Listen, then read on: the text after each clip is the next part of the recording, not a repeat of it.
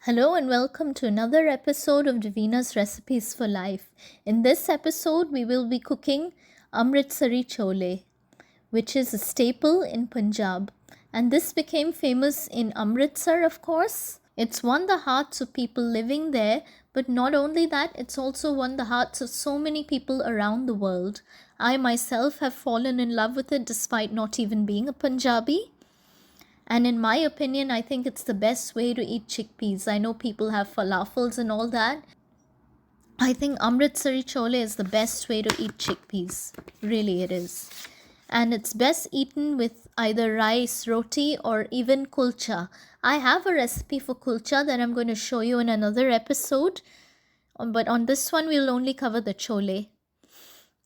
This Amritsari Chole focuses on wet ingredients and not really dry spices as compared with the Pindi Chole. Now, what's eaten with Bhatura would be the Pindi Chole, which is the dry spice one, but even this one can work in my opinion. I've tried it and trust me. So to make our Amritsari Chole, what you will need is about 250 grams of chickpeas or garbanzo beans as we call them, Kabuli chana. We wash them and we're going to soak it overnight and then we're going to boil them. But there is a way of boiling it. So what I would do is to first prepare some tea. I have about a tablespoon of black tea leaves, and to that I will be adding about 250 ml, or again 1 cup of water. I will mix that well. Now in a muslin cloth, add about 1 stick of cinnamon, 1 black cardamom, 2 bay leaves, and 15 to 20 black peppercorns. And then tie the ends of it tight to make a bouquet garni, or a potli as we call it in Hindi. Next, we're going to add our soaked chole to our cooker, and in that we are going to add our bouquet garni and then strain the black tea in. Add in water as required. Next, you're going to add in some ginger. I have about 1 teaspoon of that. You can chop it or leave it whole, your choice. Salt to taste as well. And you're going to now pressure cook this.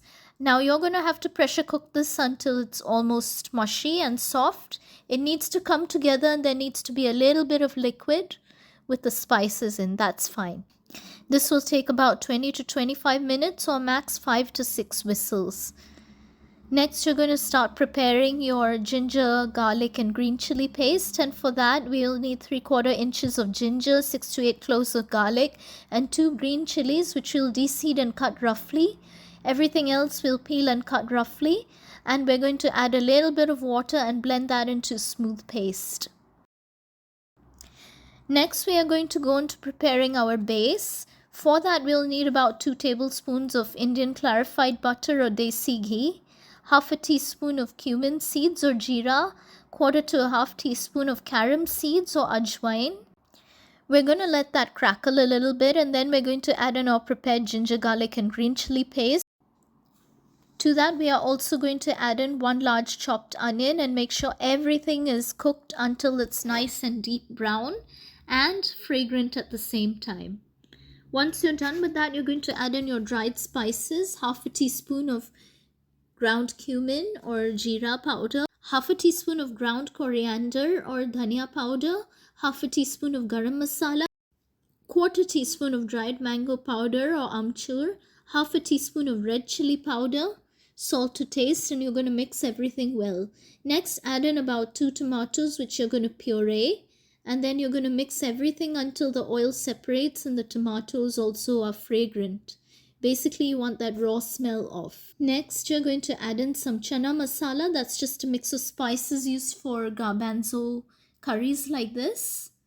And then you're going to add in your cooked chole and the liquid. Do not discard your liquid after you've boiled. I forgot to mention that.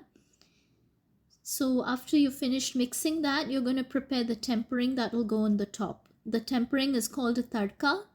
And what we're going to do is we're going to take a tablespoon of desi ghee, Indian clarified butter, add some ajwain or carom seeds, add ginger and green chili juliennes. Those are those little thin strips which will be poured over the chole. Once you've poured that over, you're going to garnish that with onion and coriander, onion slices, chopped coriander, and then serve it. I usually like to serve it with my kulchas or parathas or even bhaturas.